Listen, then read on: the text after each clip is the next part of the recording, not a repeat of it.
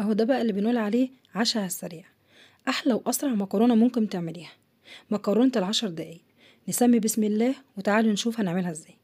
حطيت كوبايه ونص من المكرونه، اي نوع مكرونه انت بتحبيها، وضفت عليها فلفل الوان، ادي احمر واصفر، كانش عندي رومي فما حطيتش، وبصل مكعبات صغيره، وطماطميه برضو كبيره او طماطميتين صغيرين، وقرن فلفل سبايسي، وتوم مقطع شرايح، فصين توم بالظبط.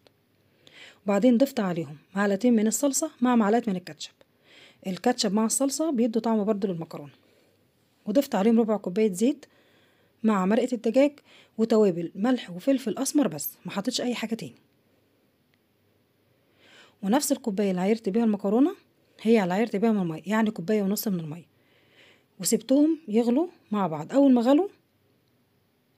غلوا هنا اهو، رحت مقلباهم كل المكونات مع بعض، واسيبهم يغلوا غلوتين تاني بالظبط. اهي سبتهم يغلوا غلوتين كمان، ما هديتش النار لسه اهو، غلوتين بالظبط اهو.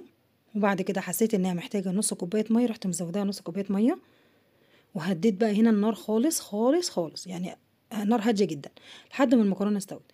ادتني مكرونه في منتهى الجمال، طعمها خطير يا جماعه.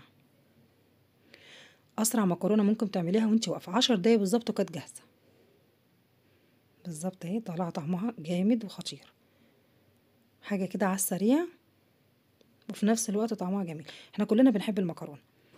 لو عجبكم الفيديو ما تنسونيش باللايك والاشتراك في القناه. باي باي.